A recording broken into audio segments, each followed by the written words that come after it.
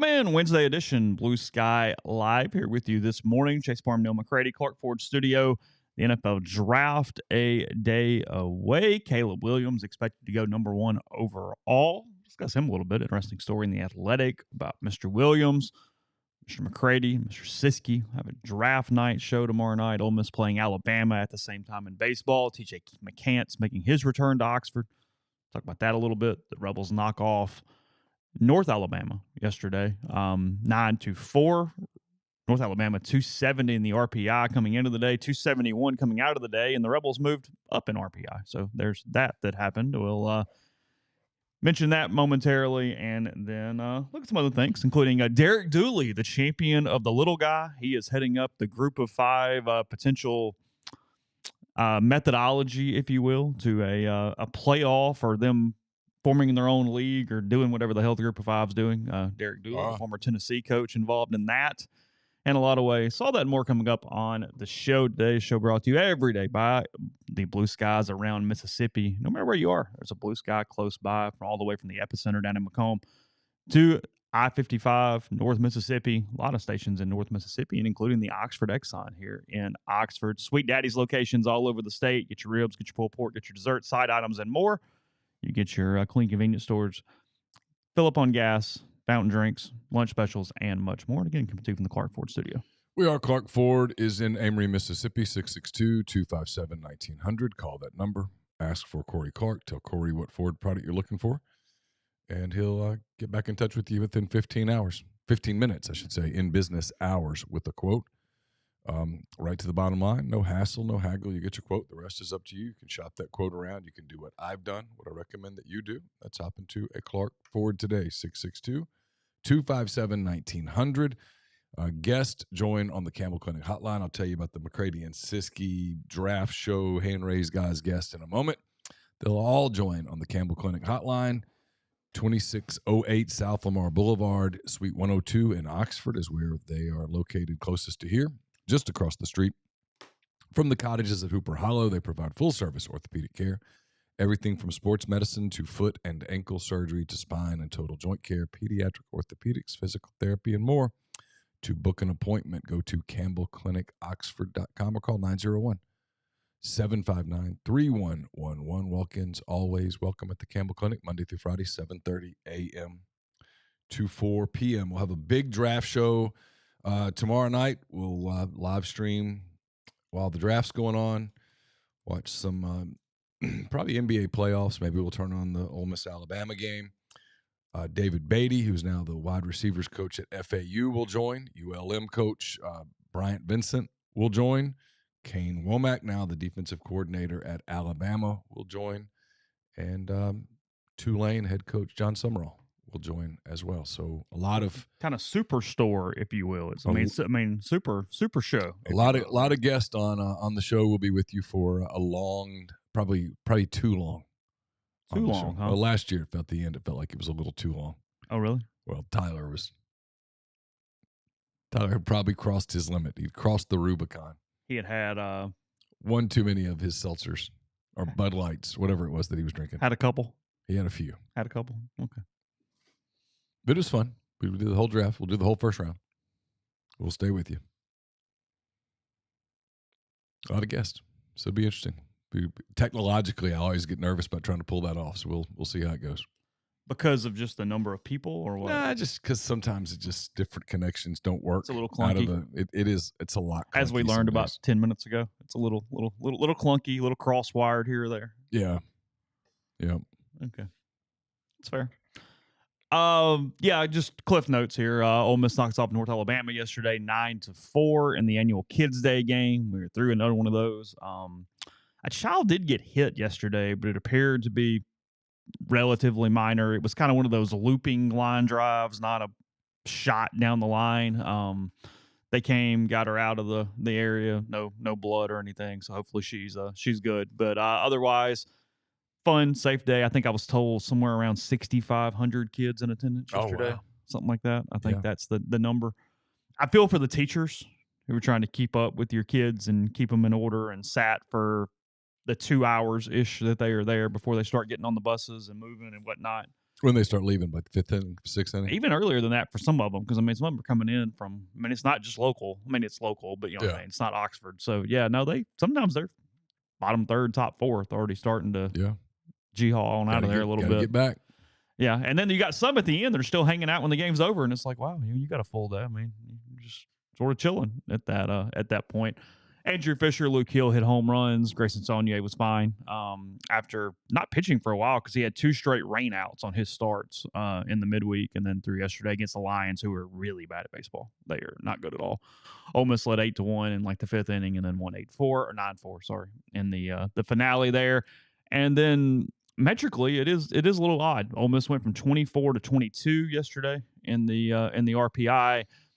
Because, look, the RPI is not a sophisticated ranking system. It is your opponent's record and then your opponent's record. It's trying to identify strength of schedule is all it's doing. Mm-hmm. It, frankly, is the worst metric of any of those type of analytics formulas, but the committee still uses it primarily, so here we are. I give D1 Baseball a lot of credit. They are trying to formulate a new rankings that hopefully eventually the committee takes and adjusts or uses, and it makes a lot of sense. I like it a lot. It gives kind of a percentage to every game. It allows you to not automatically fall just because you play a bad team, even if you win. It has some things about it that I really, really like, but we're not close to it factoring into the formula for the actual committee. It's set up for them. Just get to 13 wins. It is. It's set up. Go 7-5 down the stretch. You're going to get, and then either win a game in Hoover or win the Governor's Cup. I need to check the spreadsheet. I didn't do it this morning. I'm a dork. I have a spreadsheet. I do not believe a 13-win SEC regular season team has ever gotten into the tournament without winning a midweek conference game that doesn't count, in quotes, or the first game in the SEC tournament. Okay. So I think you need one more something. And then South Carolina in 2017 is a weird outlier because, remember, guys, these aren't in vacuums. They're bubbles and other teams. There's only so many spots available every year, depending on whatever. The 2017 South Carolina team is really strange because they went 13-17, had an RPI of 30, won 3 games in Hoover, and still got left out. So that there is a something that's sort of apples to apples there that did not work from that standpoint. And yes, the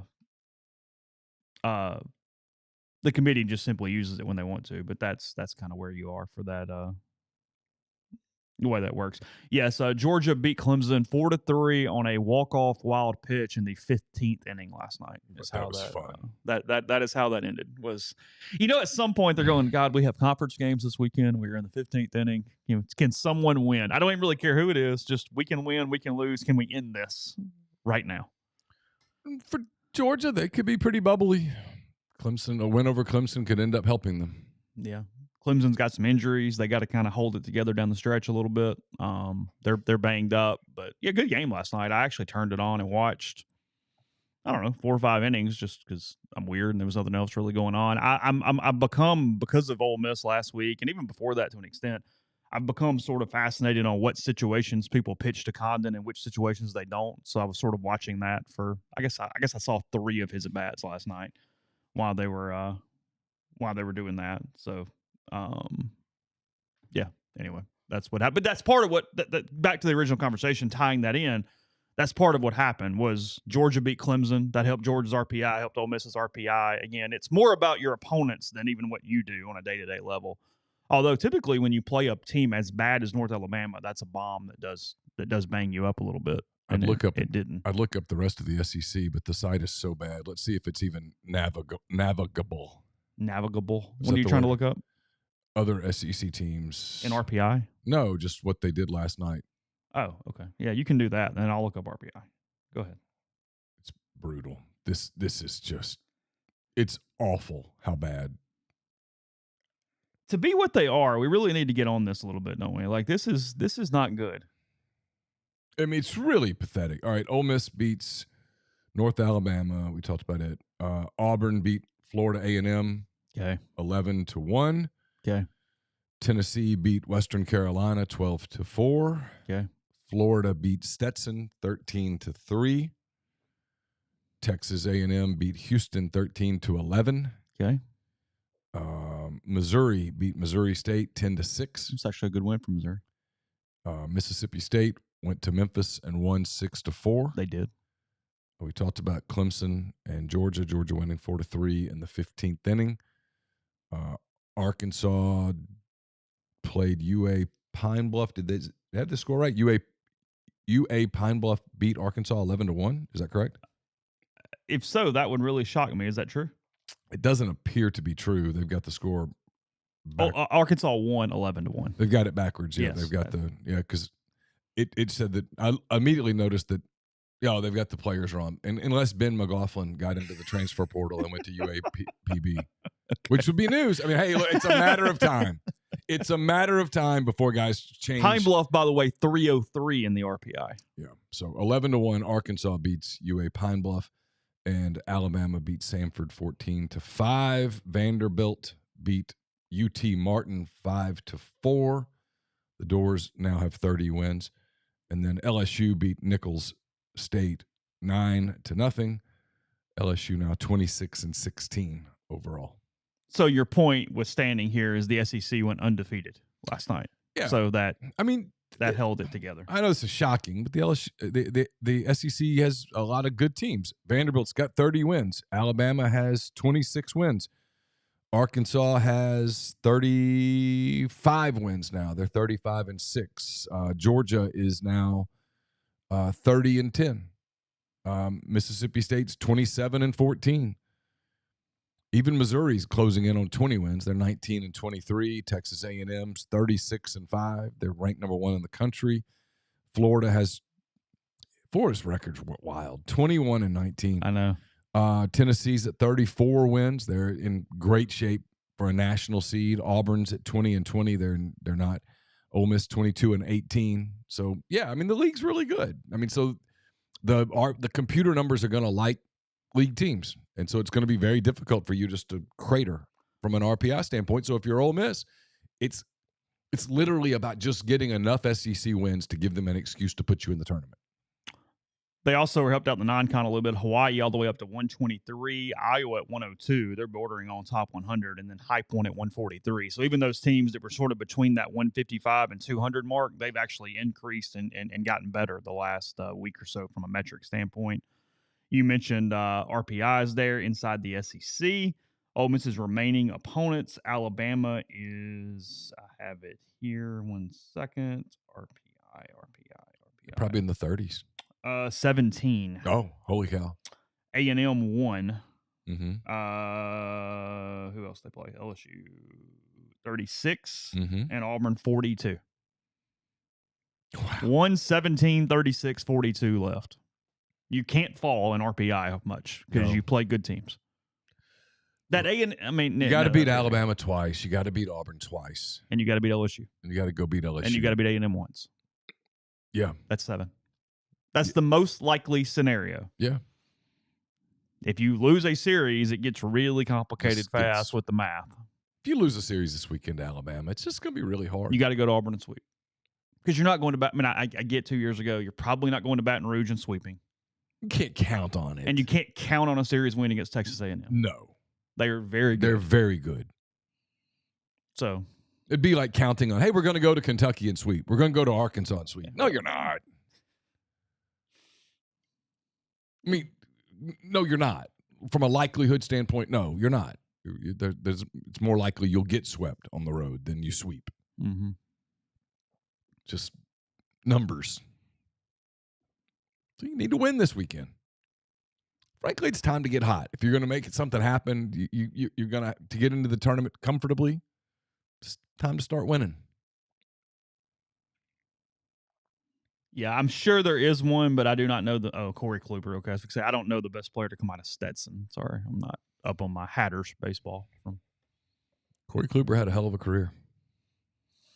Is he done? Uh, He's not still live. I think he's still playing. I think he's hurt. Oh, really? Yeah. Like half of Major League Baseball pitchers are hurt right now. I mean, yeah. Yeah. That's where we are. Kyle Hendricks has a back strain. Not a back strain. I mean, you don't believe that? I think they're in a weird spot with him. He means so much to the franchise. He's such a good guy. He's the last remaining member of the World Series team. And right now he's not good. He's getting shelled. So you don't want to demote him, obviously. You don't want to bench him. You don't want to waive him. The best thing is to let him have an injury. Yes, Reggie Bush is getting his Heisman back today. That's Is true. he? Yeah. Oh. Came out this morning. I mean, OJ kept his. That's true. Yeah, the tone deafness of the Heisman Twitter account. Just look, you don't have to wish ill on someone, but let's just take a pass on that one. Like, let's just avoid that one today. How about it? I mean, I was like, oh God, like just no. I didn't see this. Did you not? No. Yeah, they offered best wishes and or condolences or whatever, and I was like, just let it go. Don't have to ill. I'm not saying negative, but just let that one pass. I watched that documentary again the other day. It came on, and Which I just one? watched it. The one about one day, the Simpson chase. Yeah. Same day that the Rangers celebrated the Stanley Cup. Arnold Palmer played his last round at the U.S. Open. NBA Finals, Game 5. Game 5, okay. Knicks, Rockets. There was something Griffey related too, right? Ken Griffey hit his 30th home run. Okay. In June. Oh, okay. Yeah. June 17th, right? I think that's right. June 17th. Neal was bartending in Monroe. Not a good night. Dealing with some stuff. That was a lot of stuff. Yeah. Angst is not a new thing. Yeah. I watch people cover a lot of the things that are happening in the world today, and they're acting as if this is the first time that we've ever had some conflict. Nah. Been there before. We've had some of the same stuff. Yeah. As old as time. It was certainly there that night. You earned your post-bar beer that night. Oh. Pop it open and go. I don't even think they made us clock out. I think they were just like, drink all you want. Yeah. Whatever. Don't drive. I can remember someone going. Because it was as much of a social hub as it could be for a Mexican restaurant too, right? Well, the restaurant was one thing, but the bar was. That's what I mean. Yeah. It was where everybody was. And it was a Friday night. And it was always packed on Friday night. And that Friday night, it was really packed. And then it got contentious. And when NBC kept switching over from the game to the news, yeah, people would lose it. I'm like, what do you want me to do? I mean, you want me to call Tom Brokaw? Yeah. And their answer was like, yeah, basically. They were mad. And then you had the people that were drunk that were hoping he would kill himself right there on camera. And it was like, shut up. Just for a minute. I can't. Yeah, I mean, I went back in the back a couple of times. Like, hey, y'all are gonna have to get some police officers in here. You are. And finally, they were like, yeah, we probably should. Like, yeah, you definitely should. Did that help? Not really. Okay, fair enough. Made me feel better. Just there in case. Okay. It was wild. That was a wild day. It's one of those deals. Not to get on the Simpson thing. No, it's fine. It's funny because like Carson was here and explaining to a 17-year-old kid today who O.J. Simpson was in 1994. I mean, you're doing. It's impossible. But I mean, you're doing Peyton Manning kind of thing. I mean, it's because he's a star everywhere. I mean, it's somebody who's. It's actually not even Peyton. It's bigger than Peyton. I don't know. That's what I mean. I mean, it transcended every genre of pop culture. It's Charles Barkley? I don't even think that's that bigger. Yeah. Movies, commercials, athletics. I mean, he was. Yeah, that's what I mean. It's everything. Because he was like, yeah, what was the big deal? And I'm like, well, he's like, he played. He was really good. I was like, yeah, he was really good. He won the Heisman. He was set records and I was like, but then he was in all these commercials. And that's when you kind of lose kids today because they don't really watch commercials. But you saw him jumping over the counter for Hertz and the whole deal. And in the Naked Gun. And in the Miller Lite commercials. Yeah. Which were iconic at the time. Yeah. Yeah, and he's in the Naked Gun movies. And as a star. And then he was a broadcaster. I mean, he was on. I don't hate The Rock as a comparison. That's not a bad one. That's a good comparison. Thanks, man. Yeah, I don't hate that. And no, it's bigger than Patrick Mahomes. Yeah. It's not even it's maybe Tom Brady if he went into a broadcasting career for several years and became this funny figure in movies. Yeah, because you had to know him beyond sports. OJ was in the movies. Yeah. You didn't have to be a football fan to know. That's the key. Yeah. Like, yeah, if you're a football fan, you know who Peyton Manning is. Mm-hmm. But if you're not a sports fan, you don't really know who Peyton Manning is.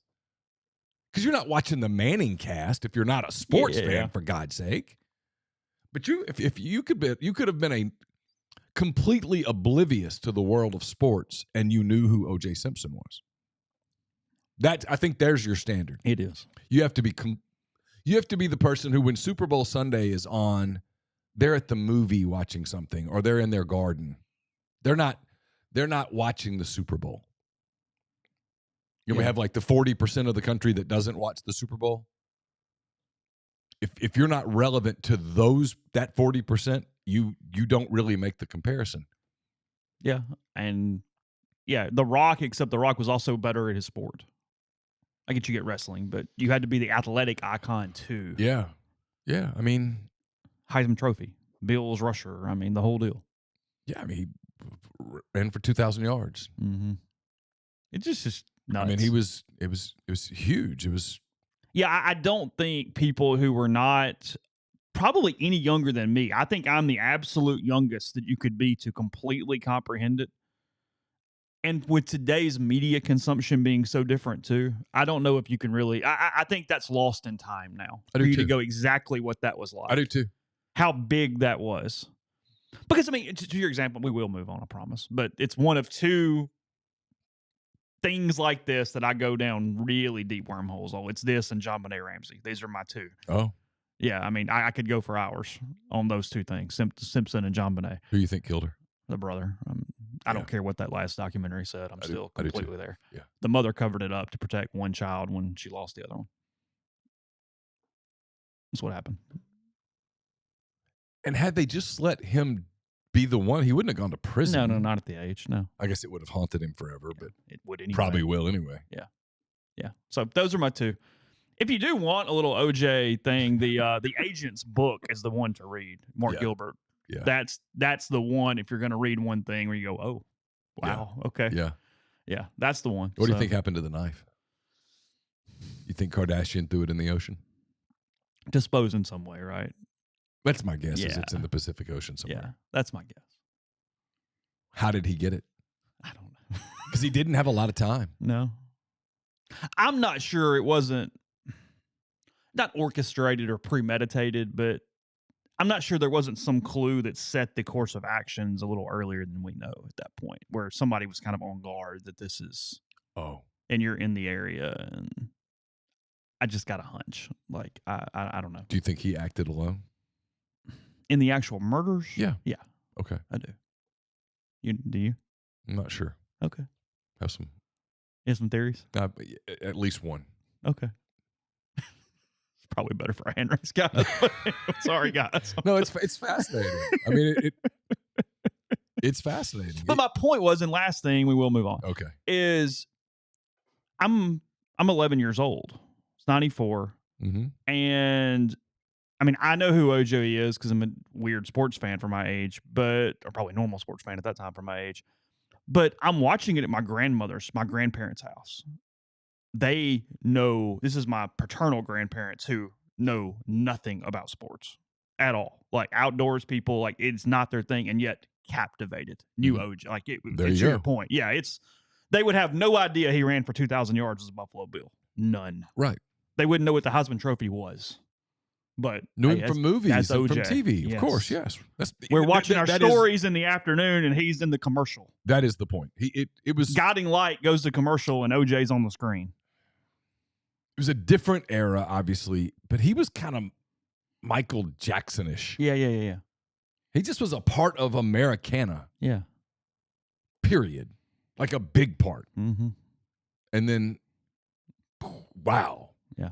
And then you throw in the domestic abuse and all the stuff, and where we are in race relations in the country at that point, after a couple years after Rodney King and the whole deal, and it checked every box. Yeah. Boom. It checked every box. Like I said, we were in I mean, we were in like 5th grade or 6th grade, and we stopped class to watch the verdict on television because our teachers realized we probably will always try to remember where we were when it happened. We literally stopped class, turned the TVs on, and watched the verdict, the last 15 minutes of court in like 5th grade. And like, do we really understand? No. But yeah, it was one of those moments where the country stopped to watch the verdict, and then the reaction was like, whoa, here we go again. I do remember thinking, well, I'm glad I'm not in a bar today. Yeah, off day. Good. Well, no, I just started. You were done now. Yeah, I was actually working at the Oxford Eagle at that point. So, okay. Anyway, our country back then probably needed better help. The show is sponsored by BetterHelp. A lot of us spend our lives wishing we had more time. Question is, time for what? Time is unlimited. How would you use it? Best way to squeeze that special thing in your schedule is to know what's important to you and make it a priority. Therapy can help you find what matters to you so you can do more of it. Therapy is great because you are talking to someone who's just worried about you, not friends and family, preconceived notions, emotions that are secondary. Nope, just whatever can help you get to where you need to be. So if you're thinking of starting therapy, give BetterHelp a try. It's entirely online, designed to be convenient, flexible, suited to your schedule. Fill out a brief questionnaire to get matched with a licensed therapist. Switch therapists anytime for no additional charge. So learn how to make time for what makes you happy. Visit BetterHelp, BetterHelp.com/MPW today to get 10% off your first month. That's BetterHelp, HELP.com/MPW.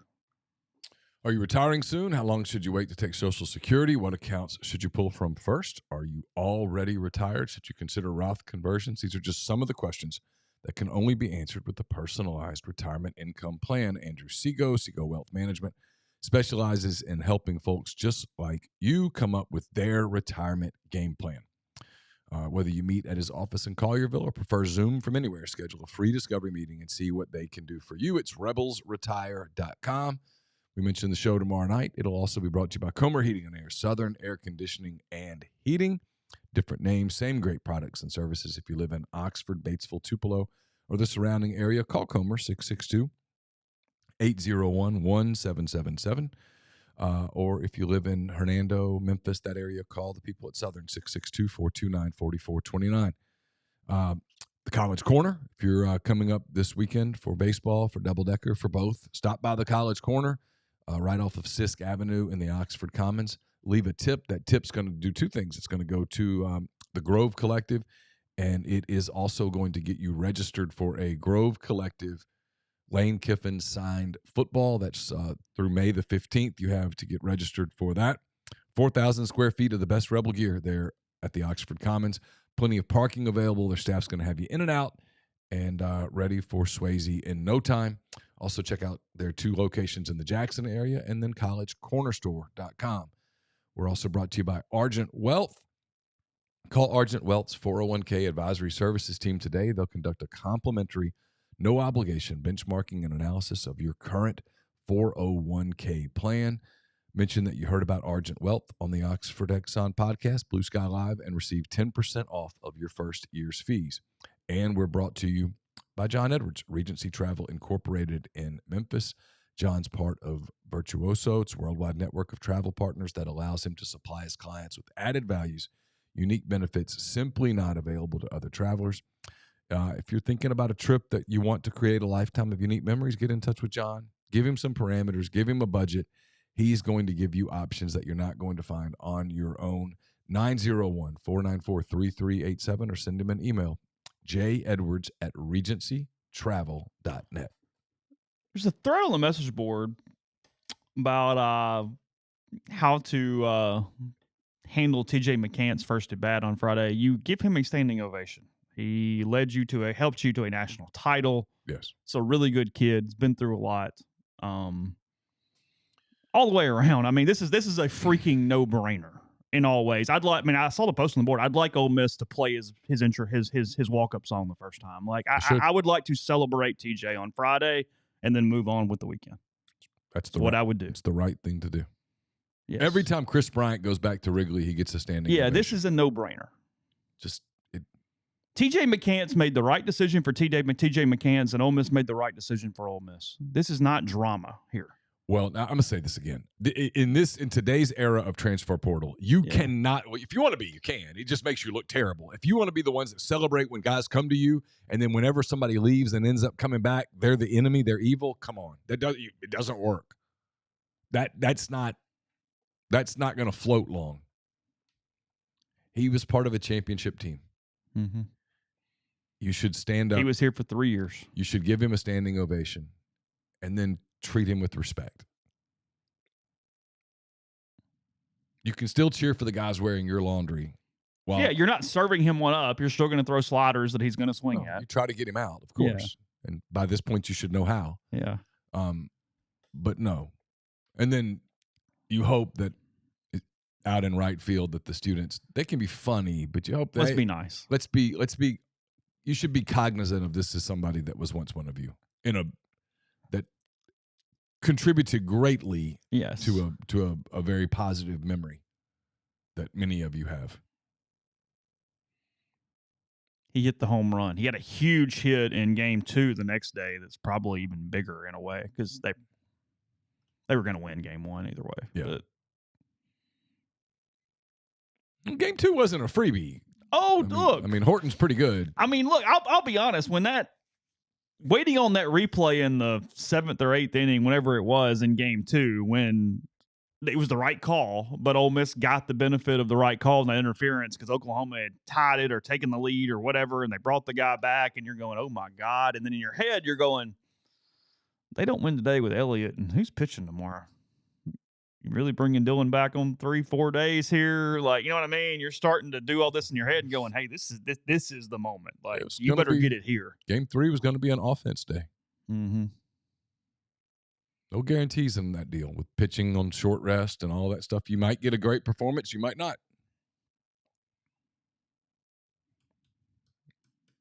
And it was tight.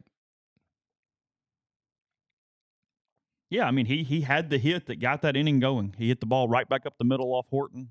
Nobody had touched him. No, he was electric. And then that got him out of the game. Mm-hmm. And then they had a great scouting report on the closer. I can't think of his name right now off the top of my head. I can't either. Yeah, sure, but he was a big part of it. No, he deserves us. And even if he hadn't done any of that, he deserves a standing ovation. Well, I mean, just come on. He was part of a team. You should celebrate him and then move on. Yeah, the cool thing would be to play his walk-up music. Stand up. The catcher walks halfway out to the mound so that he has the moment, and then play baseball. And that's almost certainly what will happen. I don't know if they're going to play his walk-up song, but yeah, I mean. Yeah, but the rest of it should. Surely. Almost certainly. Surely.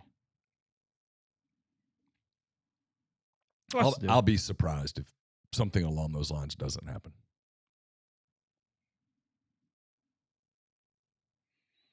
Oh, I mean, it's going to be a good ovation. I mean, that's not even. I don't anticipate anything separate. I was looking up his stats real quick, just because I know somebody out there is asking how's he doing. He's having a good year. I don't know. I'll look and click see how he's doing SEC play, but overall he's hitting 330. He's got 1,033 OPS right now. 14 doubles, 13 home runs. Wow, he's having even a better year than I thought he was. Yeah. 45 Ks.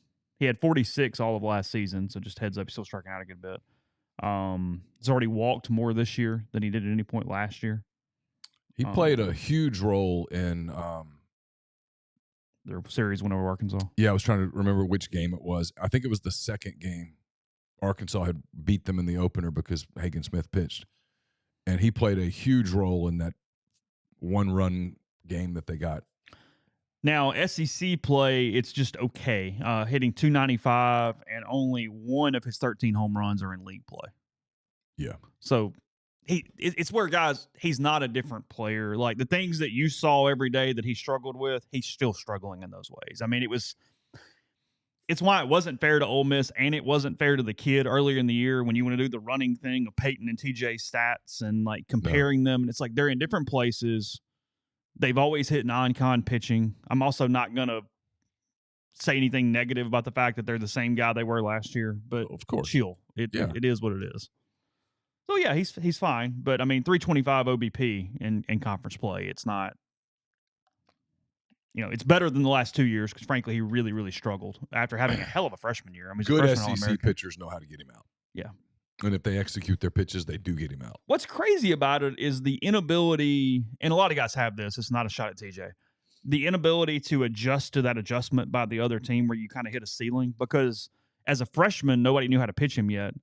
And I'm just looking at this in conference play as a freshman. TJ hit 351 with a 962 OPS. Oh, then they adjusted, and he really struggled to his adjust OPS to the is adjustment. in conference play 962, 594, 468, 723. Average 351, 196, 154, 295.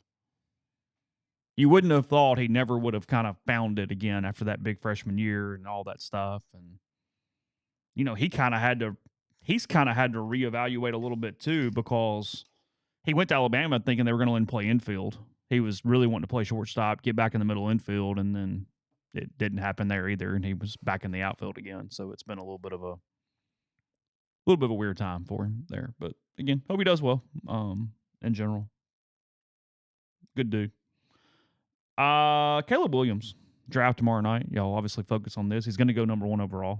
Feels pretty certain right now, I would assume. Looks that way. It does.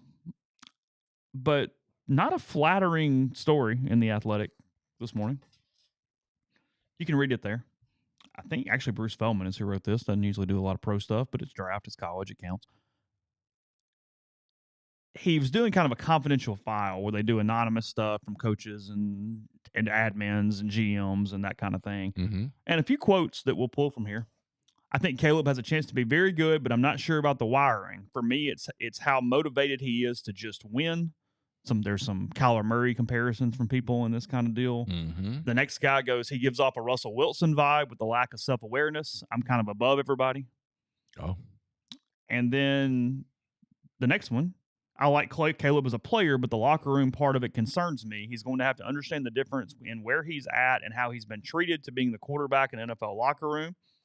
And then in an interview on the Pablo Torre Finds Out podcast, in which an NFL scout is quoted worrying about Williams crying after a loss last year, the direct quote, "Raw emotion is great, but Caleb's thing, that was ridiculous to me. It threw up major red flags. I will tell you, he scares the shit out of me and a lot of NFL teams too."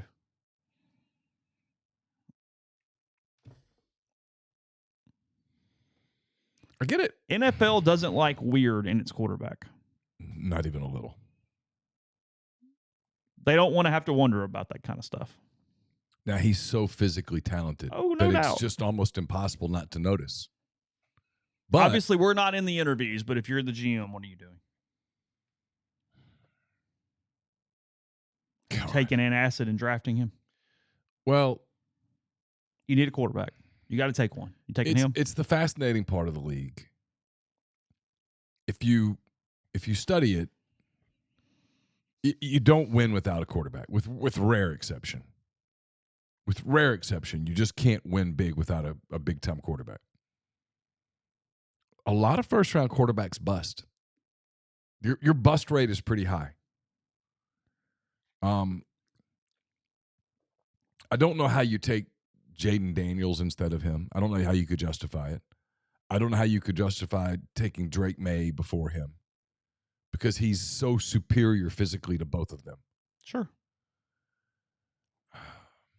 You don't have a quarterback. You just ended the Justin Fields experiment. Sure. I mean, I guess you take him, but you take him with this knot in your stomach. Unless I thought I could make a deal where I loaded up on picks and still landed in the top 5, and I took one of the other guys. If I felt like I got this, and then I could go take May or Daniels. But from the sounds of it, Daniels is going 2, and May's going 3. So unless one of those teams are willing to really mortgage the future to move up to 1, I'm stuck taking 1, and at 1, I'm taking him.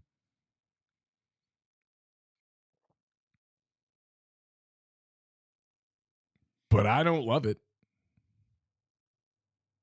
And I get what Sammy's saying here. Goes Ryan Leaf. He's so physically talented. Jamarcus Russell. I mean, the list goes. Jeff George. The list goes on. But here's the part that where the fans do, our media do too. We criticize.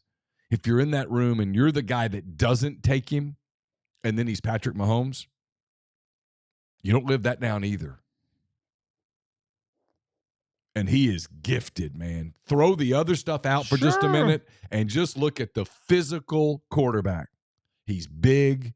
He's athletic. He's mobile. He can throw on different levels, platforms. He doesn't have to have his feet set. He can do the different kinds of throws. He sees the field well. He's been able to stay pretty healthy. He checks every physical box with big, bright highlighters. I mean, he looks like a gazillion dollars. Can't ignore that part either. Football's still a physical game. And what if he's Jamarcus Russell? And he very well could be. And if he is, he's setting because nobody looked at Jamarcus and went, I don't know, talent's not there. Oh, no, I don't know. No. That arm just not quite enough. But there were people who knew there were red flags. With Jamarcus, it was, can he push away from the table? He's surrounded by some not so great people. If you take is Caleb he going to work? GM, I mean, that was the questions with Jamarcus. There were, listen, here's the parallels are right here. There were real question marks about Jamarcus. And Jamarcus physically now, huge, and could throw the damn – dude could throw it 80 yards, could throw it on a line, was accurate. Jamarcus wasn't stupid. It wasn't about his intellect. It was, is he willing to put the work in?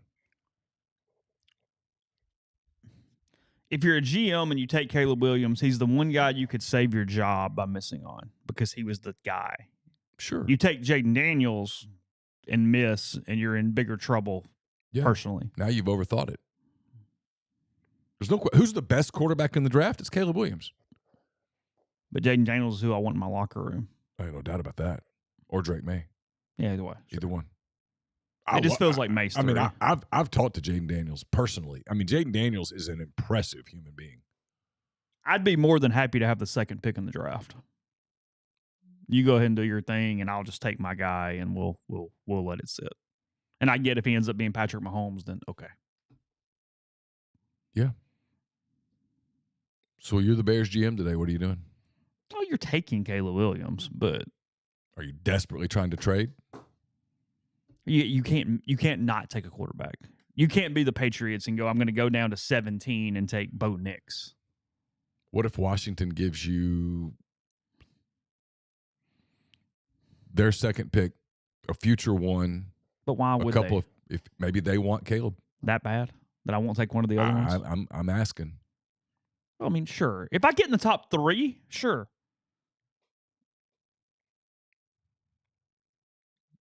But beyond that, no. Because why? Here's my question. If I'm Chicago and I'm calling Washington, who's got the third pick? That's what I was trying to remember. I'm calling those two teams, and neither of them have any interest at all. It terrifies the hell out of me.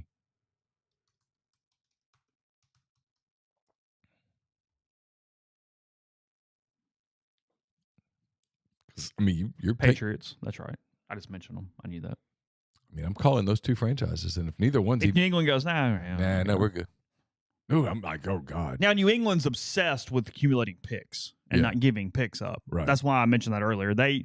There's a real chance they fall down in the draft, give up the third pick to somebody who wants one of those 3 quarterbacks, and then they stockpile some assets and then take Nix or Penix down line, wherever that is. Yeah.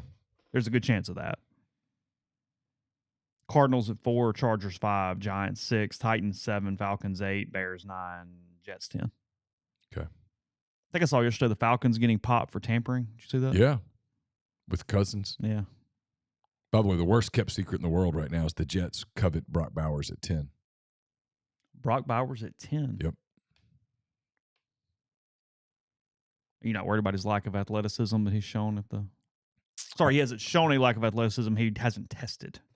Yeah. Nah. Some GMs and people were worried that this is overthink season. Yeah, that's what they do. No, They were worried that he had not done some of the testing that would show in numbers the elite athleticism necessary at the flex tight end position. I'd look at his film and figure out we can probably make this work.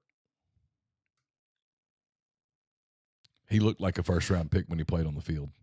Austin, I can't decide if you're trolling. He said, side note, it's been 10 years since the movie Draft Day was released. I rewatched it. It's so overhated. It's really good. It's just not realistic. Yeah, it's not about like it's fine. Enjoyment level. Like for the person who doesn't know crap about the draft and is just watching a movie, okay, it's cool. It's fine. It's like Moneyball. Yeah, If it's you all just right. watch Moneyball and go, I'm going to suspend reality for 2 hours. Or I don't even know reality. Yeah, then fine, sure, it's a good story. But if we're going, hey, draft semantics. Yeah, Most of those movies have a sports expert on staff who like goes, hey guys, that's not how this well, works. they threw him out of the room. Oh, he either was the most incompetent human on earth, or the director just fired him from the beginning. He kept going, but let me explain something. They're like, get out, just get out, get the hell out. This is the script. We're doing this. And he's like, oh okay. Yeah, he's like, hey, peace. I don't want my name on this. Yeah, I'm out. Don't pay me. Nope. I was never here. Okay? You didn't see me. Did you look at that list on the message board of the 20 movies to make men cry? I saw that. See that? I saw that. Yeah. Field of Dreams #1. I mean, look, as much pulling as, at the saccharine heartstrings at the end. Okay. It's the part where he throws with his dad. That gets you. Yeah, I get it. The rest of the movie's just... People will fight you about that movie, though. It's very well received. I love the people that cried at Rocky IV. That's the one, baby. I laughed. That was awesome. Actually, Rotten Tomatoes gives Draft Day a 60% positive rating. Again, if you're not like a sports junkie, it's okay.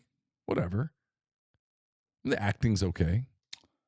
It's perfectly pleasant for sports buffs and Costner fans, but overall, Draft Day lives down to its title by relying too heavily on the sort-by-numbers storytelling that only a statistician could love, is the critic consensus. All right. And again, your normal film critic is not going to know the minutia of the NFL draft in any capacity. Yeah, those people are probably not hunkered down for 3.5, 4 hours on Thursday. Richard Roper actually gave it a B, stating the film is a sentimental, predictable, sometimes implausible, but thoroughly entertaining old-fashioned piece. Okay. I can live with that. I mean, Jennifer Garner. Ian Rappaport, who was in the movie, so he's having to kind of like be a little careful.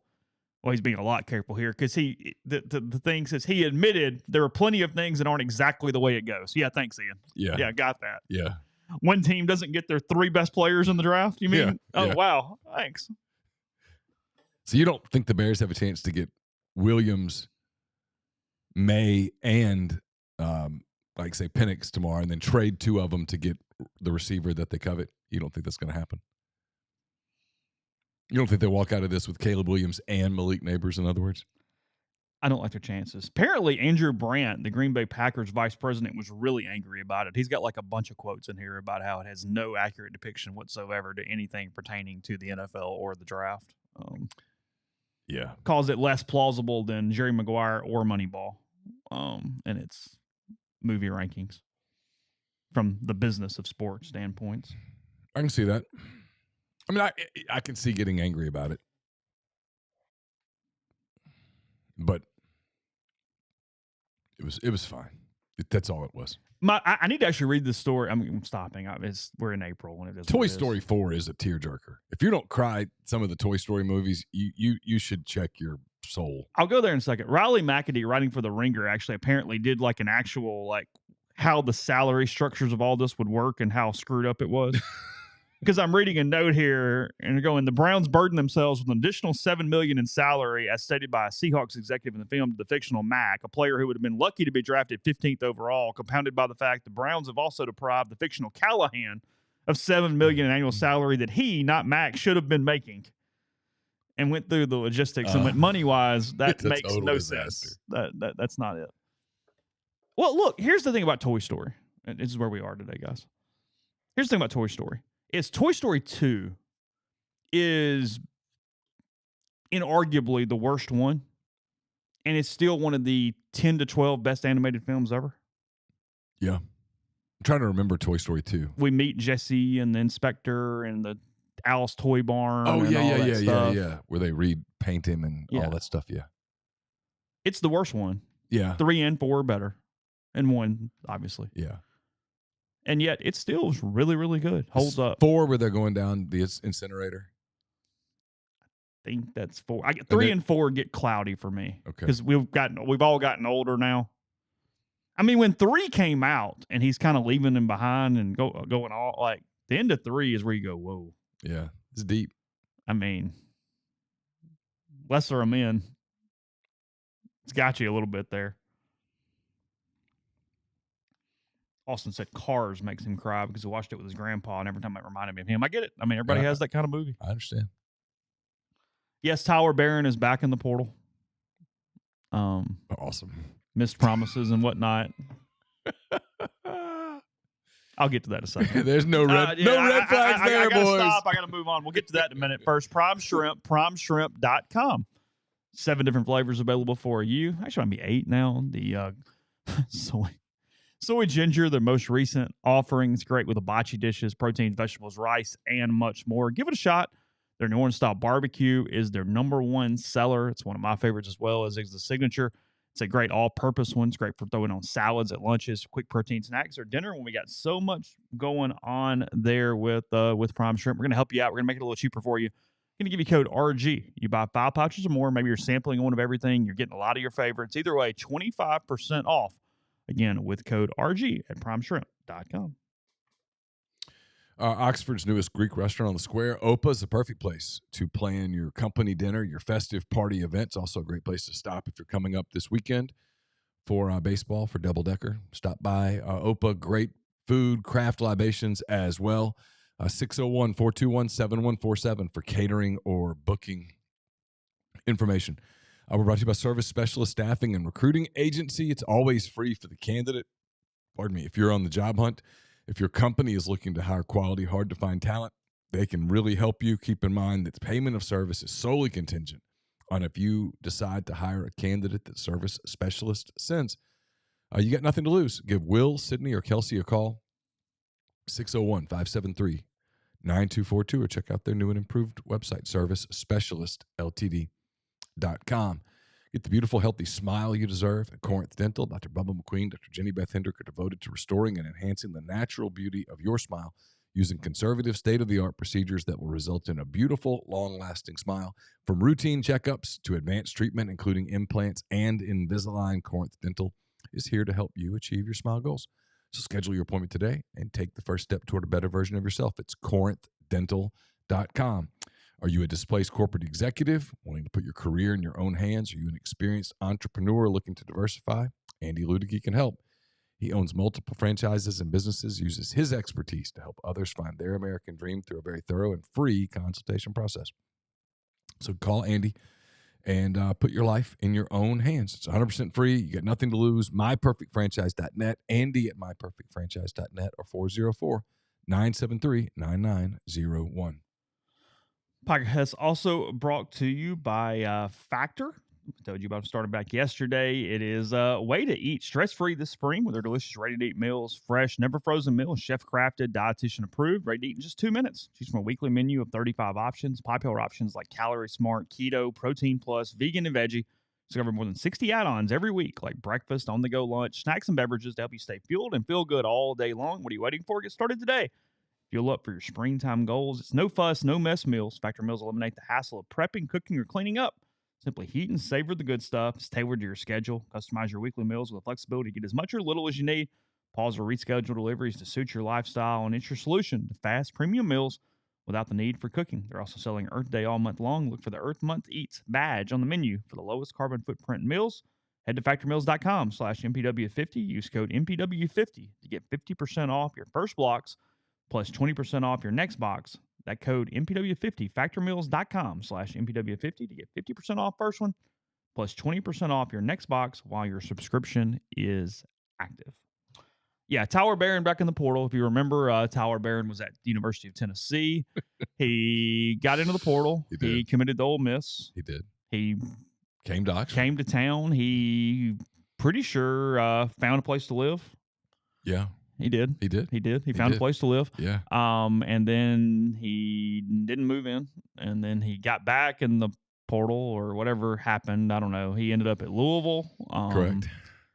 Louisville crowed about it on social media. They used a dog to make fun of Juice for some reason during the course of their social media push. That pissed Juice off, by the way. You think so? I heard about it, yeah. Juice not happy? That's what I've heard. Did they use a golden retriever? Or was it also a lab? These are things I don't really remember. Or was it an American lab, not a British lab? Because Juice is a British lab. He's an English lab. He is. Yes. They're a little more narrow, not as blockheaded as your two buddies downstairs. Yeah. Yours are built for comfort more than speed. It seems true. Very true. Especially Gus. He doesn't even move when I come downstairs anymore. He I used to at least kind of get the head up or walk over. Now you got to come to him. He's basically a cat at this point. He's older. Yes. He greets me every morning still. Does he? He does. Gets up and waddles in. He does. He makes some noise. Okay. Tells me hello. They knock things over with their tail and their back end, sways left to right. It has happened. Yeah. They've knocked over a wine glass before. Oh, really? Oh, yes. Was that good? It did not go over well. Okay. They get yelled at. I got yelled at. Oh, you got yelled at. It was your fault. It was my fault for leaving the wine glass in the path of a tail. Okay. So Barron ends up at Louisville, and look, I'm not privy to their collective situation or anything else, but I think we can put 2 and 2 together and come close to 4 here. Some lack of promises fulfilled seems to be the way that this is working, and yet now looking for it's a red flag. A new home. If you need him, maybe you take him. Look, if you take him and then it ends up sort of being a chemistry issue, you can't say you didn't see it coming, right? I mean, so it's one of those deals. This is where we are with this stuff now. If he comes and he ends up being a great player, awesome. If he comes and he doesn't help you much and he ends up being a clubhouse cancer, if you will, forgive me for not going, well, I mean, God, did you not kind of... There was some signs. I mean, I'm just saying. Yeah, unlike some of them where, and, I don't know the kid personally, but a lot of them, Kiffin brought in Trey Harris and was like, hey, that dude's really bought in. This is cool. This is going to be something. He talked about it all the time. Yeah. Here you go. We're going to bring in a mercenary for 6 months, and maybe he really helps on the football field. Okay. Worth it, not worth it. Cool. Yeah. It's really that simple. Decisions that you have to make. Is it worth the risk? I don't know. I don't know what your thoughts are on the health of Princely Aman-Mielen. I've heard Barron has had to have a similar surgery, by the way. Some sort of labrum something. That's what I've heard. Yeah. I'm not privy to his medical records. I don't know. Look, man, when you make these decisions on nothing but money, which is what he did, sometimes those are going to come back to haunt you.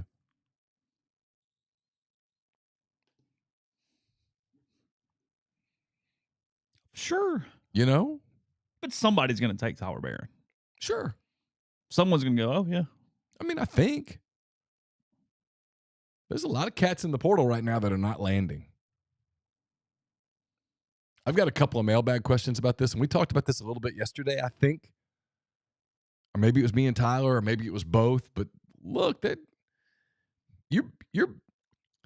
it's different than when you take a guy in December and January, when you take a guy in late April.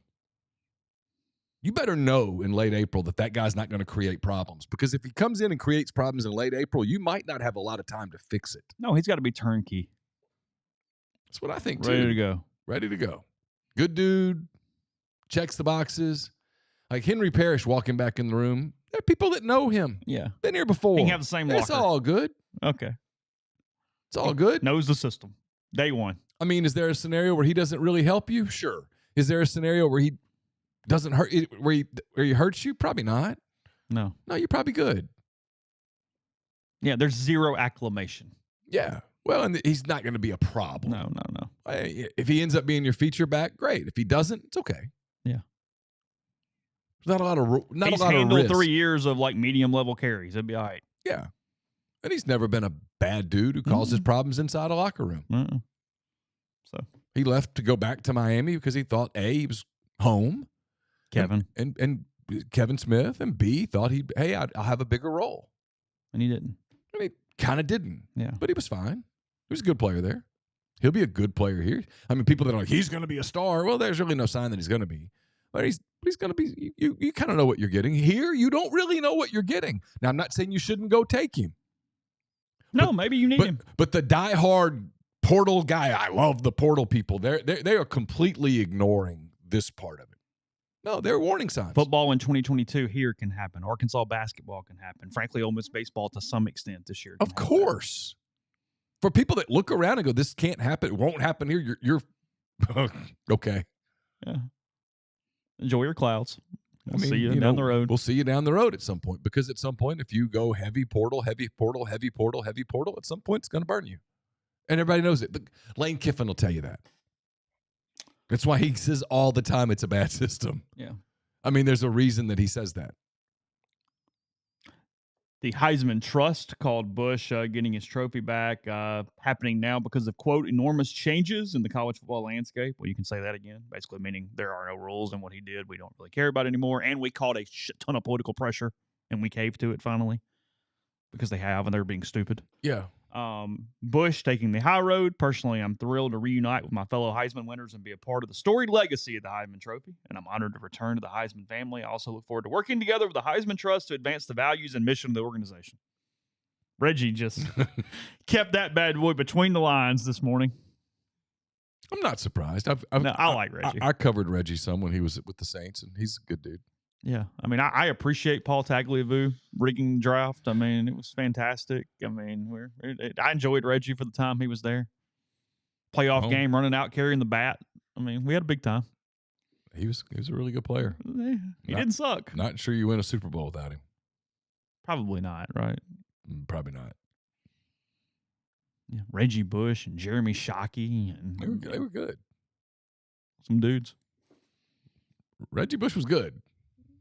I mean, just keeping it real. I mean, he was damn good as a rookie in that 06 team. Real good. Had a run in Chicago that day too. That my last glimmering of hope was about that run right there. You went, hey, maybe. Yeah. No. Got throttled by Rex Grossman. Fred Thomas had a bad day. Fred had some bad days. Stand up dude though in the locker room after that. Really? Mm-hmm. Took it and answered every question. Mm-hmm. Wanted to kill us. But didn't. Part of the gig. It is. It's part of the gig. Yeah. You want a warning sign? Guy won't talk to the media after a bad game. Yeah. There's your warning sign. Red flag. Whipping in the wind. Anthony Davis the other night. Red flag. We see it in golf a lot because, Tiger comes in no matter what, answers the questions. Mm-hmm. He was hurting the other day, shot 80, whatever, in Augusta, and was like, oh, whatever. And he comes in and just talks through it. And you got some dudes who they duck out and it's whatever. The Caleb Williams red flag. Uh-huh. Big one. Bright, shining red flag. Mm-hmm. You're not just talking to the media as the NFL quarterback. You're the leader of a team, and you're giving the message. You're the face of the franchise. Yeah, it's you. Own it. And if you can't own it, it's a problem. Here's the crown. Because you're going to Chicago. There's going to be media. Third biggest media market in the country. There's going to be media all the time. That's why I've said this so many times. I have so much respect for Bo Wallace. In the middle of that season, when he didn't really say what they said he said, and they turned it into a big old headline and a big thing, and he had to deal with it, he still showed up. Basically admitted he didn't want to be there and looked at us like, I know who's who. But he showed up. Why? Because he was the face of Ole Miss football. That was his job. Jackson Dart, through all the stuff, and look, privately, Jackson Dart was pissed off about some of the stuff that happened. Yeah, sure. Okay, let's be real. Jackson Dart was pissed off that they brought in Spencer Sanders. Didn't say it publicly. Nope. He was the face and was smart enough to know it. Not every down. I'm going to win the job, and then we'll just move on. Diplomatic, said all those things, but he was pissed. Make no mistake, he was pissed, and there were people around him who were really pissed. And yet, they kept it cool. That position was Drew Brees, always. Win or lose, Drew Brees was at the podium, taking the questions. Deflecting the bullets. Always. Every time.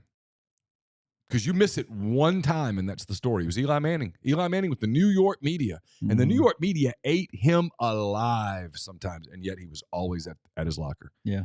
Always at his locker. And at the end, when they finally benched him and he cried and all this, it got emotional, they didn't rip him. No. Nope. They tributed him. It is what it is, man. I mean, the media, and you're talking to someone that doesn't like media. They're human. It's not a machine. They have biases and that kind of thing. And I don't know. That's the part. If you go back to the Caleb Williams thing, that's the part to me. If I'm the Bears GM, and I can't even think of his name right now. If I'm the Ryan Pace, I think. If I'm the Bears GM, I do think it's Ryan Pace. Yeah. If I'm the Bears GM, that's what scares the hell out of me. Because they're going to come after him. They just are. It's a lot of media, a lot of radio, and sports radio in Chicago is still really big. Really big. There's a lot of it. They're going to come after you. They're going to be critical. Can you handle it? I think there's some indications that he can't. And then what? Now it's a distraction in the locker room because the other guys are getting asked about his meltdown. And they're getting pissed off that they're having to answer this. Can you deflect? Can you be the guy that absorbs the heat? Because for all of his lack of on-field stuff, Justin Fields has been pretty good in that area. Yeah. Gotten popped. Okay. He handled media well. Yeah. He couldn't make plays. Yeah. But no, I mean, look, he handled that part pretty well.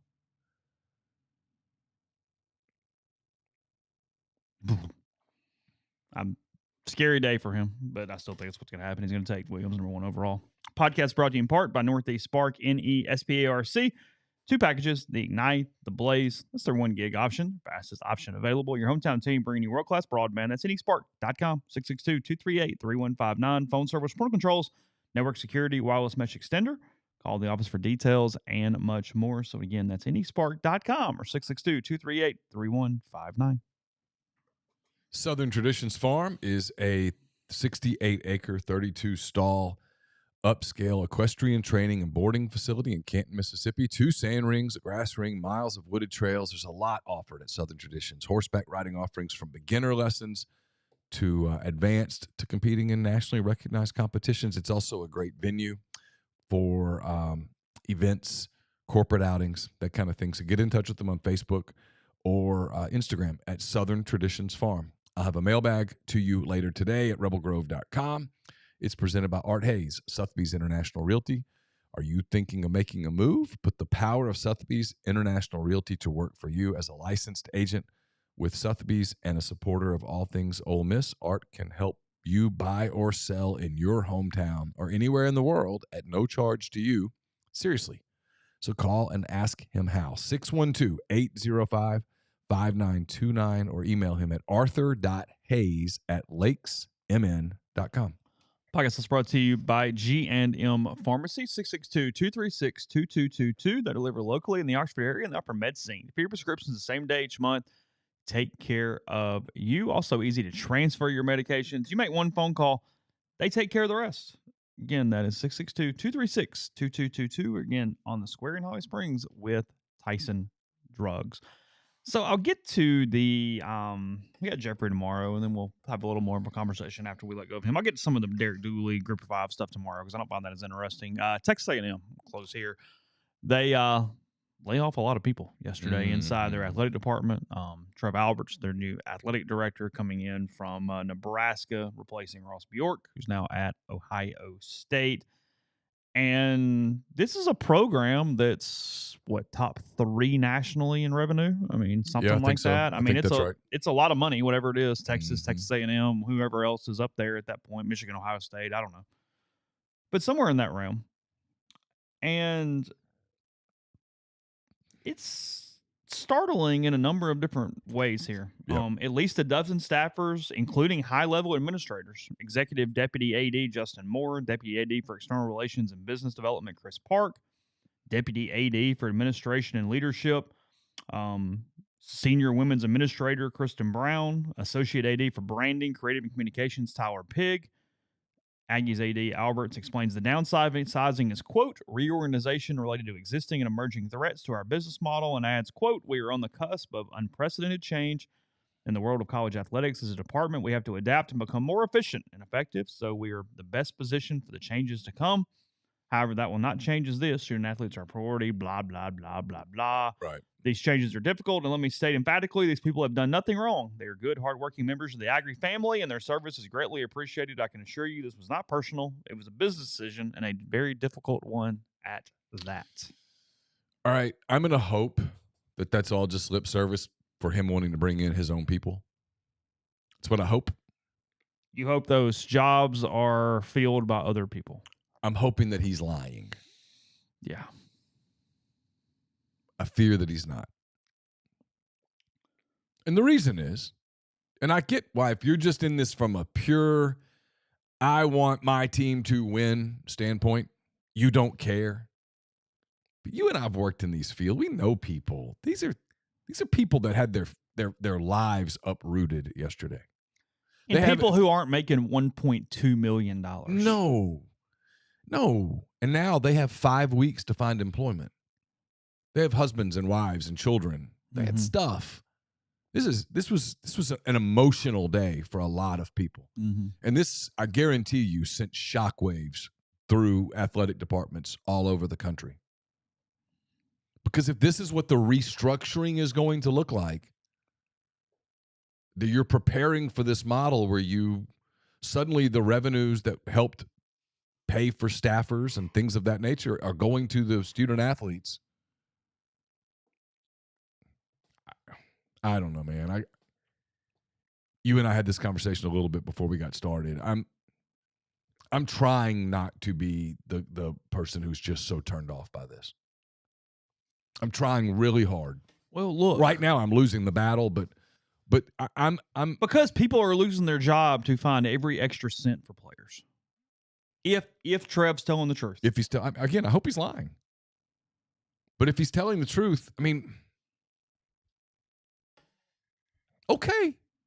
But hey, listen. And this isn't Ole Miss. Maybe or at least more than half, at least. Basketball season. Let's even take football out of it because football is this behemoth that we can't seem to feed the monster enough. Yeah. But basketball's basketball. Yeah. 13 players, 15 players, whatever. Mm-hmm. At most, the majority, SEC schools next year, at least 10 players on those teams will make more money annually in a season than all but 2 members of their respective SEC admin teams from employees. Yeah. They won't make as much as the athletic director, and they won't make as much as probably the number 1 deputy. Okay. Everyone else in the athletics building at these respective institutions will make less than at least 10 basketball players. So when you start cutting places. Yeah. And now look, is there admin bloat at universities in the SEC? 100%. But hey, let me tell you where else there's bloat. Everywhere. Okay? There's a lot of bloat in the football building. And I'm not talking about people. No, I know. I'm talking about stuff. Yeah, money spent. Yeah. I mean, hey, the NFL doesn't spend like this.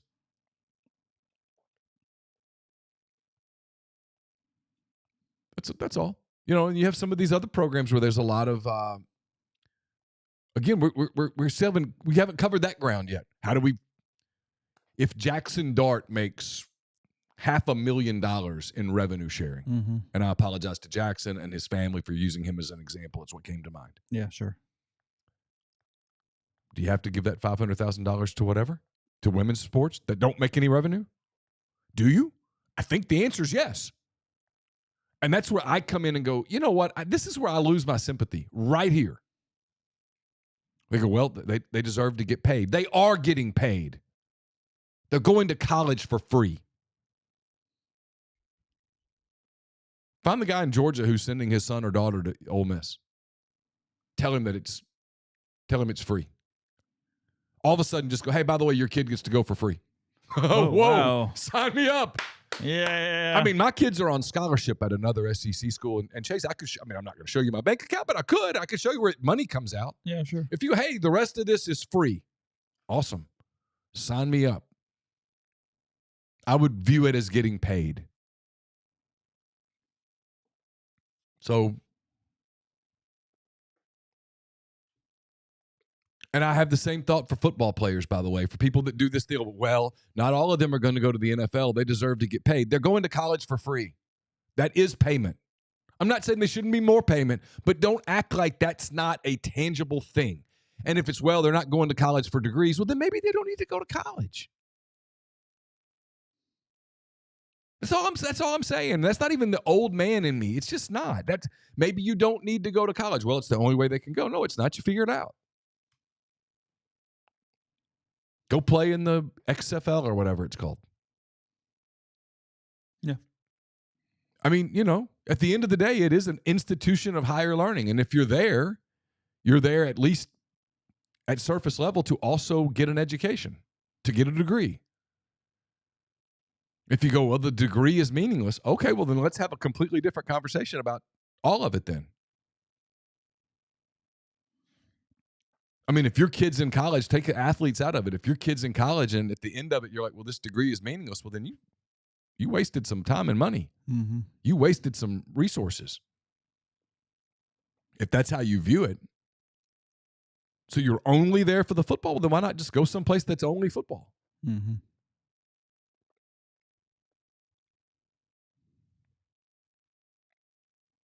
Because you either have the skill set to play football or you don't. You'd be better off if you don't want to go to college, if academics mean nothing to you, if a degree means nothing to you, and you have you'd be better off going to some academy somewhere and just training.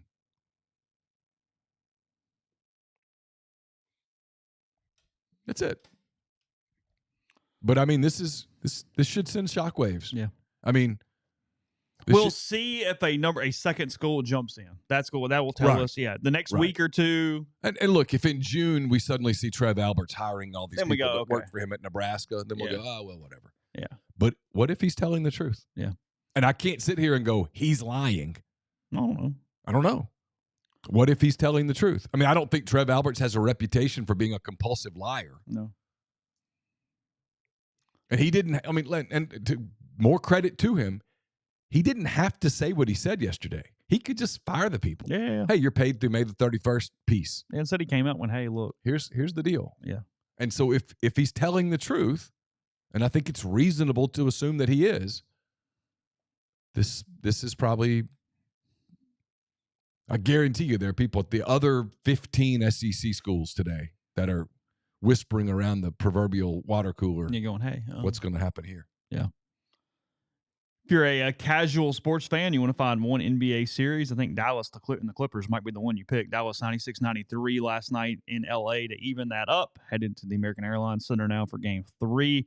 Tied 1-1. Minnesota looked really good the first two games. They take the first two from the Phoenix Suns to go up 2-0. Anthony Edwards is going to be pretty good in this league, I think.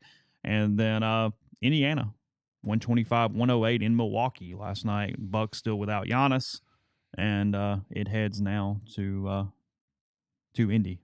Pacers are good. Pacers are a good team. They're not going to roll over to a Giannis-less Bucks. Hell, they might win the series. Mm-hmm. And then Dallas Clippers. It's got 7 games written all over it. Yeah, it does. Tonight, Miami and Boston, 1-0-0-1. Boston up 1-0, still there at the Garden. Whatever. Miami can't beat Boston. They're not losing, and especially if Butler's limited, they can't even compete. And then Game 2, is it still Chesapeake Energy? Is that correct? In Oklahoma City? Paycom Center. Paycom. Okay. What is Paycom? What is Paycom? So it's not working as a stadium sponsor because Mr. McCready cannot tell me what that company does right now off the top of his head. Paycom is online payroll services, HR payroll software. That makes sense. Okay. Thunder 1-0, Pelicans 0-1 here for Game 2 tonight in Oklahoma City. Both teams will shoot it a lot better tonight. Yeah. I think the Thunder youth showed in Game 1 they'll be more comfortable in Game 2, and then I think it's realistic. It's unrealistic to expect that New Orleans will go 1 for 15 on corner threes a second night in a row. That doesn't happen in the NBA. Yeah. So, all right, we'll wrap there. Again, Jeffrey in the morning. We'll have a little conversation when we get done with him as well. He's got an AD search going on, got NBA playoffs, a lot of stuff going on with Mr. Wright. We will discuss in the morning. So, rebelgrove.com in the meantime. Rebels and Tide tomorrow, 6:30 Thursday, 6:30 Friday, 2 o'clock there on Saturday afternoon, double decker weekend, and more. So, until next time, take care.